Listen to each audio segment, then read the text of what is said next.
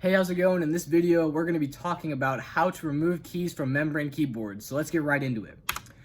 A very common question I hear is, can you remove membrane keys? The answer is yes. It's not as easy as removing keys from a mechanical keyboard, but it can be done without too much of a hassle.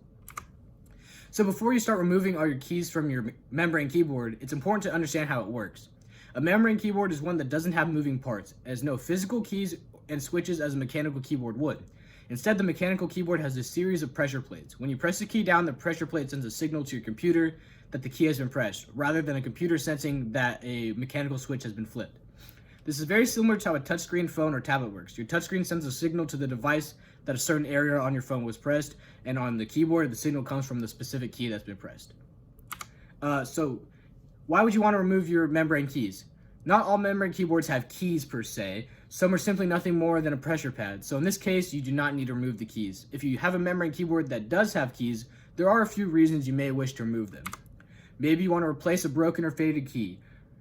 If the key is broken or cracked, you may want to replace it with a new one. Or if it's faded, you might want to get one that is not faded, a brand new one. Or you might want to refurbish it, maybe give it a new marking, give it something special.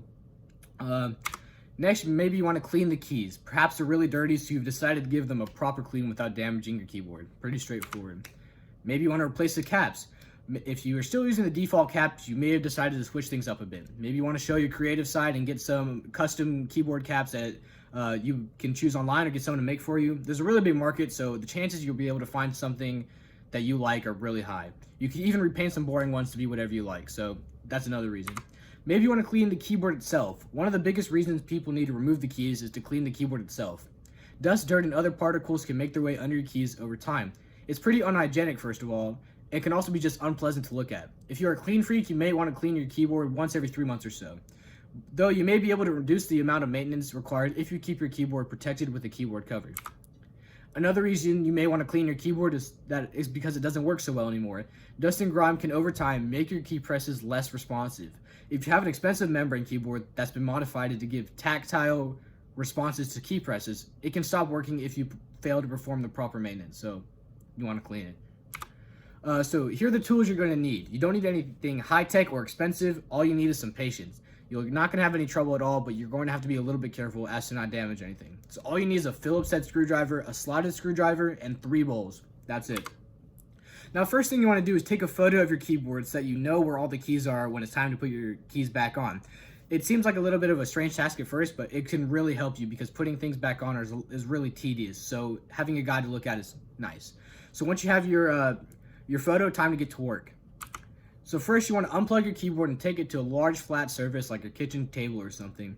It's best to do this in a place where you aren't going to lose any of the keys or screws. Set aside a bowl for the main Phillips head screws, which are cross-shaped, one for the extra pieces like clips, and one for the keys themselves.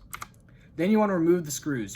Turn the keyboard over and remove all the screws. They'll likely be Phillips head screws, so use the appropriate screwdriver. Next, you want to separate the two halves. Once the screws are out, your keyboard should come apart. You now have two halves. The top half has all the keys, and the bottom half has all the pressure plates and circuitry. Set the pressure plate half aside because you don't want to touch that or damage that because it'll break your keyboard, so you want to be very delicate with that. You only want to touch the keys right now. So next, you want to loosen the keycaps. You're going to use the slotted screwdriver to loosen the keycaps. They should be held on with 2 small clips on either side of the key. You don't need to push too hard because they should pop out relatively easily. It's best not to take the enter or return key out because it can be a real pain to put back on, but it should come off the same way, just with a little pressure with the screwdriver. So yeah, in conclusion, removing the keys from a membrane keyboard isn't really that complicated. It takes a few tools and the process is pretty straightforward. If you're going to be taking your keyboard apart to replace some keys, you might as well clean it too. Just be careful with the membrane side of the keyboard because that holds all your electrical components and they're very delicate. So you should remove it and wipe it off if it needs cleaning, but just be delicate. So yeah, feel free to read the full article. The link will be in the description box below. I also include a short tutorial on cleaning the membrane keyboard inside that article. So if you do plan on cleaning your keyboard, which I recommend if you're already taking it apart, you should definitely check that out. So yeah, for more guides and reviews, check out keyboardkings.com. So I thank you for watching. Hope that helped.